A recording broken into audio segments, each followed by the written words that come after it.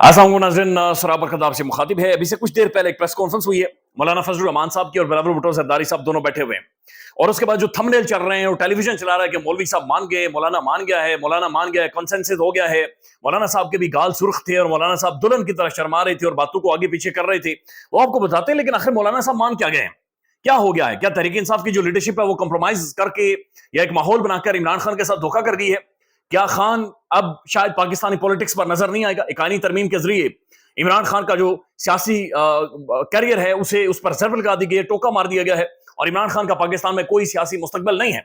क्या ये समझा जाए या महसूस किया जाए पाकिस्तान के अंदर? ये सारी चीजें अपनी जगह पर मौजूद है, लेकिन उससे पहले ये बात समझें कि इमरान खान से आज जो उनके डॉक्टर को नहीं मिलवाया गया, उसके बाद एक शदीद किस्म का कंसर्न पाकिस्तान के अंदर परेशानी डेवलप हो गई है कि आखिर क्या वजह है? आखिर वजह क्या है कि इमरान खान को उनके डॉक्टर, जो कि अडयाला जेल के बाहर खड़ा था, 10 मिनट के लिए भी इमरान खान से मुलाकात नहीं करवाएगी या इमरान खान को देखने नहीं दिया गया? ये एक बहुत बड़ा सवाल है। आप आज रात के सारे प्रोग्राम उठाकर देख लें, काशिफ अब्बासी साहब का प्रोग्राम उठाकर देख लें, हामिद मीर साहब का प्रोग्राम उठाकर देख लें, तमाम तर पाकिस्तान के प्राइम टेलीविजन चैनल्स, अभी जब मैं ये वीडियो कर रहा हूं 1 बज रहा है, तकरीबन तमाम तर टीवी चैनल्स के ऊपर ये डिस्कस हो चुका है कि इमरान खान साहब से उनके डॉक्टर नहीं मिले हैं। लिहाजा तमाम तर पाकिस्तान के जय्यद साफी, मोतबर साफी या पाकिस्तान के जो टॉप के 8, 10, 15 जर्नलिस्ट हैं, साफी हैं, टेलीविजन प्रेजेंटर्स हैं, उन सब ने अपनी आंखें खोलकर, अपने कान खड़े करके, अपने हाथ ऐसे ऐसे करके ये पूछा, आखिर वजह क्या है कि इमरान खान को उनके जाती मौलिज या डॉक्टर आसिम साहब से मुलाकात नहीं करने दी गई? यानी शौकत खानम अस्पताल का जो इमरान खान का जाती मौलिज है डॉक्टर साहब, उन्हें मिलने नहीं दिया गया और पिम्स अस्पताल के यानी सरकारी 2 डॉक्टर मिलने गए हैं। तो शदीद तरीन जो तशवीश है पाकिस्तान के प्राइम टेलीविजन के ऊपर पाई जा रही है और तमाम तर साफी सवाल पूछ रहे हैं कि ये समझ से बाहर है, ये गैर मामूल अनप्रेसिडेंटेड है। ऐसा हो नहीं सकता कि एक लीडर के बारे में इतने ज्यादा कंसर्न्स हो, लेकिन उसके बावजूद भी ये सब कुछ हो जाए। बहुत सारे तो ये भी कह रहे हैं कि शायद इमरान खान को कुलभूषण से भी ज्यादा मुश्किल हालात में रखा जा रहा है। फिर बहुत सारे लोग ये रिपोर्ट कर रहे हैं कि जो पिम्स अस्पताल के डॉक्टर्स ने रिपोर्ट दी है, वो जो चीजें शो कर रही है वो इंतहाई खौफनाक है, खतरनाक है। फिर जो इमरान खान साहब की साबिका अहलिया हैं, जमाइमा बेगम, वो ये कह रहे हैं कि जनाब ये चीजें ठीक नहीं है। ये जो साइंस है, ये जो डायरेक्शन है, ये जो हैपनिंग्स हैं, ये जो इंडिकेशंस है, ये इंडिकेशंस इमरान खान के हवाले से ठीक नहीं है और ये शदीद तरीन परेशानी पाई जा रही है। इमरान खान साहब की जो बहन है नूरीन साहिबा, वो 2 टेलीविजन प्राइम प्रोग्राम्स में आई हैं, काशिफ अब्बासी के प्रोग्राम में और हामिद मीर के प्रोग्राम में। दोनों प्रोग्राम में आकर वो ये कह रहे हैं कि जनाब हम शदीद तरीन इस डेवलपमेंट के बाद परेशान हुए हैं। उनका कोई इत्मीनान नहीं है, कोई यकीन नहीं है, इस हुकूमत के कोई डॉक्टर्स के ऊपर हम एतमाद कर ही नहीं सकते। लिहाजा वो ये कह रहे हैं कि हमारे भाई के बारे में हमारी परेशानी मजीद दुगनी चुगनी बढ़ गई है। वो कहती है खौफनाक ये डेवलपमेंट हुई है कि उनके पर्सनल नॉलेज को या डॉक्टर को नहीं मिलने दिया गया। यानी ये बड़ा आसान तरीका था, पिम्स अस्पताल के 2 डॉक्टर होते और फिर डॉक्टर आसिम होते, ये तीनों अंदर जाते, एक कंप्लीटली नॉन पॉलिटिकल एंगेजमेंट होती और पिम्स अस्पताल के जो डॉक्टर्स हैं डॉक्टर आसिम साहब के साथ ये इमरान खान की जाती नॉलेज को साथ मिलाकर देख ले, इमरान खान का मुआयना करते, लेकिन उन्हें बाहर खड़ा करके 2 डॉक्टर्स को एक काले कमरे में ले जाकर एक रिपोर्ट दे दी गई है। इसके ऊपर उनकी जो बहन है वो कह रही है कि जनाब हमें बिल्कुल यकीन नहीं है।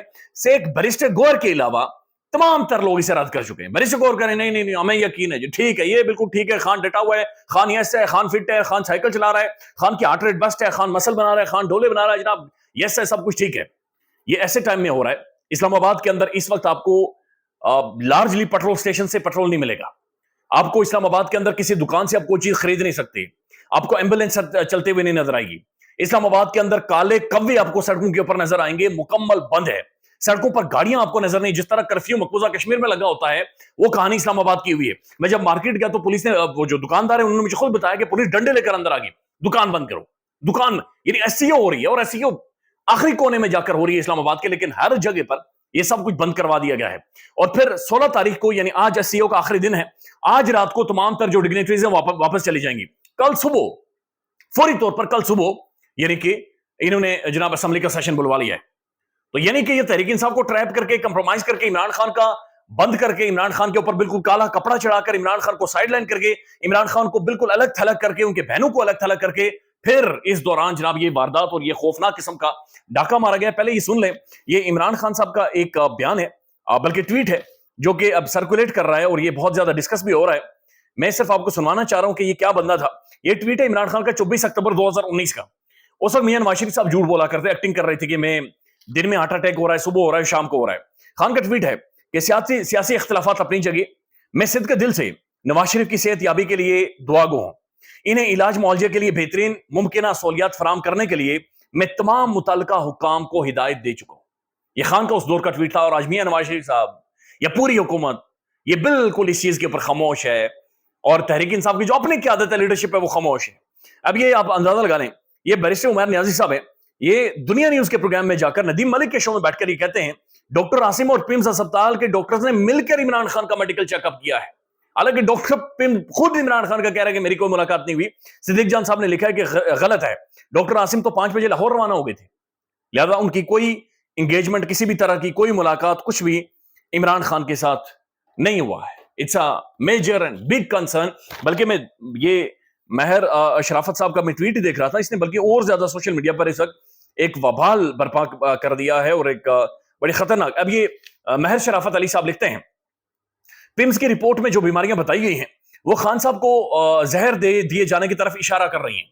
یہ مہر شرافت علی کے مطابق سینے کی جلن ہے عمران خان کو, اور کانوں میں سیٹی بجنا, یعنی خان یہ جو رپورٹ لکھی جا رہی ہے کہ سینے میں جلن ہے عمران خان کی اور کانوں میں سیٹیاں بجتی ہیں. وہ کہتے ہیں کہ سینے کی جلن اور کانوں میں سیٹیاں بجنا یہ علامات آپ خود بھی تحقیق کر لیں. اس کے بعد انہوں نے سائنٹیفک ٹرم لکھی ہوئی ہے, مجھے اس کی سمجھ نہیں ہے, SALICYLATE, سیلیسائلائٹ پوائزننگ, یہ کی نشاندہی کر رہی ہے. عام آدمی کے سینے میں جلن ہو تو کانوں میں سیٹیاں نہیں بجتی. کانوں میں سیٹی بجنا سلو پوائزننگ کی نشاندہی کر رہی ہے. اس بیماری میں آہستہ آہستہ مریض کے گردے فیل ہوتے ہیں, پھر پھیپھڑے متاثر ہوتے ہیں. اس رپورٹ نے قوم کو مطمئن کرنے کے بجائے مزید پریشان اور کرب میں مبتلا کر دیا ہے. فی الفور خان صاحب کی ذاتی معالج کو معائنے کے لیے بھیجنا چاہیے, بھیجا جائے. ایک چور لٹیرے بھگوڑے کے پلیٹلیٹس. خیر اس کے بعد انہوں نے تنقید کی میاں صاحب کے اوپر, لیکن یہ جو بات چیت کر رہے ہیں یہ کنسرننگ ہے اور یہ خوفناک. اب مولانا صاحب اور بلاول بھٹو زرداری صاحب نے پریس کانفرنس کیا, اور یہ پریس کانفرنس کوئی تقریباً 20-30 منٹ کی ہے. لمبے سوال جواب ہوئے ہیں, اور اس لمبے سوال جوابوں کو آپ ڈیٹیل میں جا کر 2 سے 3 دفعہ دیکھیں تو آپ کو ایک ہی بات سمجھ آئے گی کہ مولانا صاحب کہہ رہے ہیں کنسنسس ہو گیا, بلاول صاحب کہتے ہیں مولوی صاحب مان گئے, دونوں شرمائے ہیں, دونوں مسکرائے ہیں. اس کے علاوہ اس کے اندر کچھ بھی نہیں ہے. اس کے اندر کچھ بھی نہیں بتایا گیا کہ مولوی صاحب کن چیزوں کے اوپر مان گئے اور کن چیزوں کے اوپر نہیں مانے. مولانا صاحب نے ایک بات کی ہے. مولانا صاحب نے کہا کہ جو پرانا مسودہ لے کر آئے تھے, اور یہ وہ مسودہ تھا جو کالی تھیلی میں کالا مسودہ لے کر آئے تھے, اور یہ مسودہ میرے سامنے لا کر رکھا تھا. لیکن آج جب مولانا صاحب یہ پریس کانفرنس کر رہے ہیں تو مولانا صاحب اسی طرح سے جس طرح کالا لفافہ ان کے پاس آیا تھا اسی طرح سے کالی جال سازی باتیں کر کے مولانا صاحب کچھ بھی نہیں بتا رہے. یعنی کہہ رہے ہیں کنسنسس ہو گیا, اور یہ نہیں بتا رہے کس چیز کے اوپر کنسنسس ہو گیا ہے. کہتے ہیں کنسنسس پیپلز پارٹی کے ساتھ ہو گیا, لیکن اس کے بعد میں نون لیگ کے ساتھ جا کر بات چیت کروں گا, اور پھر پی ٹی آئی سے جا کر بات چیت کروں گا. بھائی اس کا مطلب ہے کہ کنسنسس پھر کس چیز پر ہوا ہے؟ کنسنسس اگر ہو گیا ہے تو اس کا مطلب یہ ہے کہ ہم چاروں آن بورڈ ہیں اور ہم آگے بڑھیں گے. مولانا صاحب کہہ رہے ہیں نہیں, کنسنسس ہو گیا ہے, لیکن کنسنسس کے بعد جا کر میں نون لیگ سے بھی اور پی ٹی آئی سے بھی بات چیت کروں گا. اب یہ انتہائی ویگ قسم کی, انتہائی مبہم قسم کی, انتہائی اسی طرح کا جو کالا مسودہ, کالی تھلی اور وہ مولانا صاحب منظرنامہ پیش کرتے تھے, وہ یہ وہی طرح کی گفتگو اور بات چیت کی ہے. کیا مولانا صاحب نے کانسنٹ دے دیا یا کنسنسس ہو گیا کہ آئینی عدالت بنے گی, اور آئینی عدالت کے جو 5 ججز ہوں گے وہ حکومت خود بنائے گی؟